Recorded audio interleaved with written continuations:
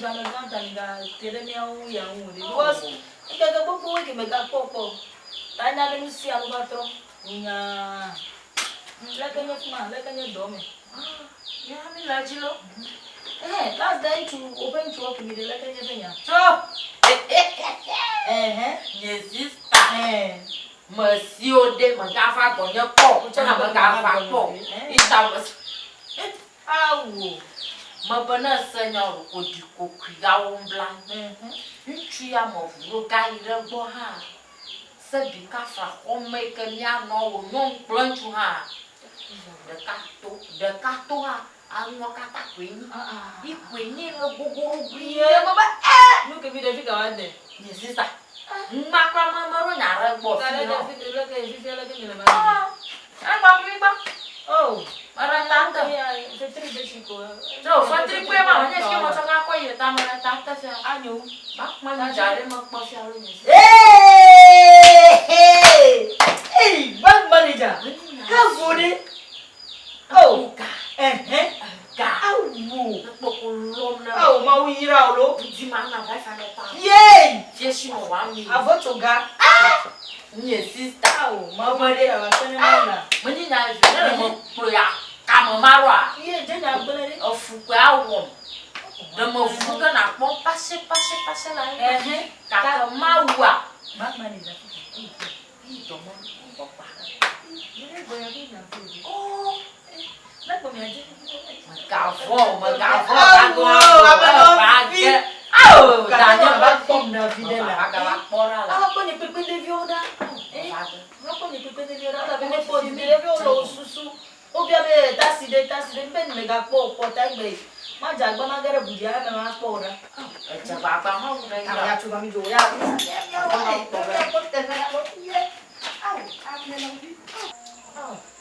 merci we zo lo ga popo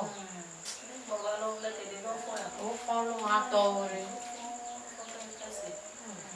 panama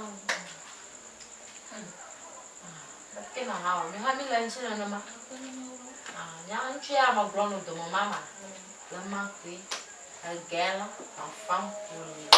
avant pour gala menye gaji do ke ga ma va me ga ke na mu la então ko tu ni ta bo ro fo ga ko mu to la akanya la ke nyo ato sia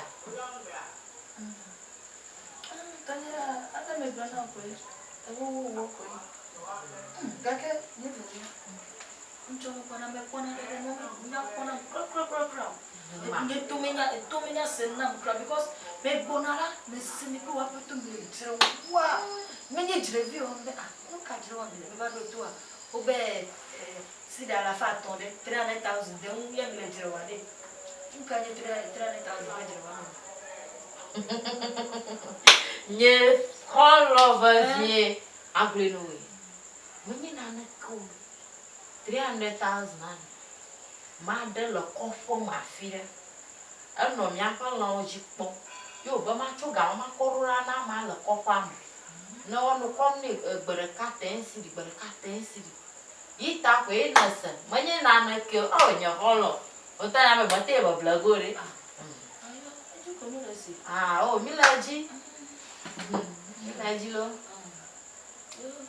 Kenya fa mo review ha. Nyama dori la ke do. Na agbrenya go. Akunya agle ya mi kugara malo. Kumara shin chuma chava ji bank mali jara kara kalo. Me ko na peni chia mu ba la ji ke ko.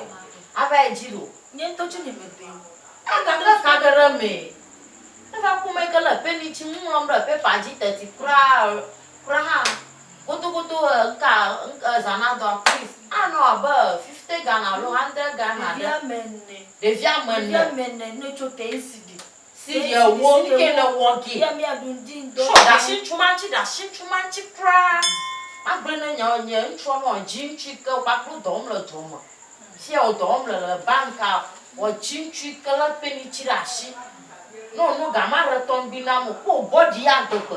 Tru ba o me fi o bo. Awo, you come on la gbema. Yes, sister. Awo, Troma po. Pumi ago ba glo ko yile. Agla. Oh, papa na di kwera. Oh, adiku. Ni ale na ba sia mo toji to na bra. Mo toji ra sin chuma chin chuma pro ka de fi la mo le school do. Ika me le senu ko trobo. Ne ma ba lo. Ma gafon, ni to ma mo bu jiga na. Americano Ghana mo na na ma iko nya o fa ya ko na ko. Njo je ke be na divida si o ma ga ho de o ma ho lo. O hoga. O ma ho ne ga divi ko be ko de vine vito. Na Na va na va do. Na pe no ma la gba. Oh, ko de fa no ko na no. O fere na no nchi o. Na ncho poko. O e village. Ah, magafo mo nchu jigano. Make go please on your dom la. Ago. Amen. Good Evening. Sister Wezolo. Miracle Okada driver. Sronya. Okada. Oh. Come on, Kuno, Umba, Binjo, Kanko. Boju. Miracle. When you Sronya, Mamma, no. Chosrowe. Ofunya Baba, Kata, Buyokata, Bamahuka, in Chitan. Oh, Miracle, may I can you Okada? Allah Hogodo. After Mofiame. Oh, Miracle, Kumanya, and a mouth. Allah Hogodo, Sronya, bank manager. I carried you as a bank manager. Bank manager, and your sister, Yaman, oh, I do. Oh, my banana, oh, mother, my baby, my trophy. ah, you. I'm not sure the woman of Chifu for your mouth, coffee, I'm of Giro.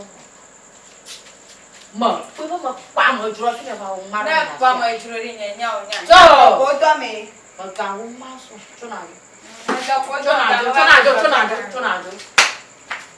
Was Yaura. No, go out to club, I'm with Rulas, Yakla, Mocha room, I just had over your Kada managing. A garçon to Jimnell, when you Kada man, Basic management, when you Kada money.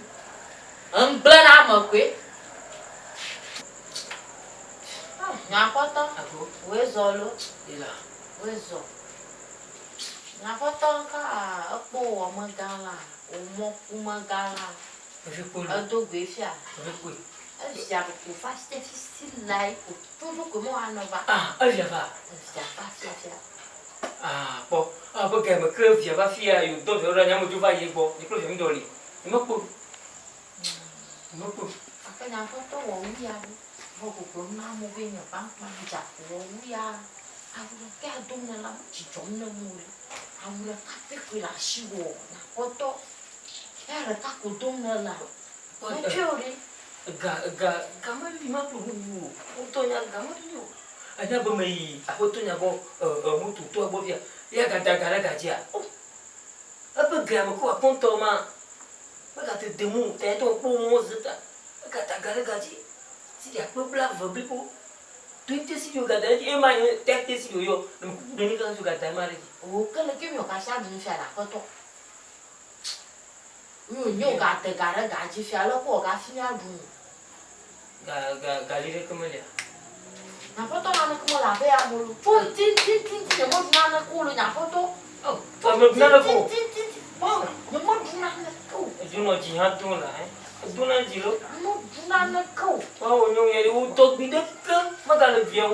Cuma nyong madua ni. Mau apa sih?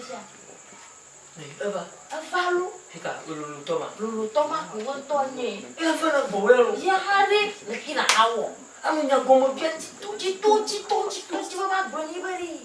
Mau kulai nanya. Amu ya lemah dulu nyata tu. Aku ya bahala nak dulu. Bang tu, waktu cukup dulu ni lu. Ayo, kau juga nak ada lagi boy apa? Mana kita beli nak Aku besar beda. Ama, weso. Sister, mana guna mana seorang yang kena pulang. Apa no? Soalnya boy balu banyak ba. Boy, apa? Mau kan? Mako bos, mako suruh bang. Mau nak Mana foto seorang dia yang sia aku vai dia tempem lah. Konya mako pula. Nyau. Oh, apa no.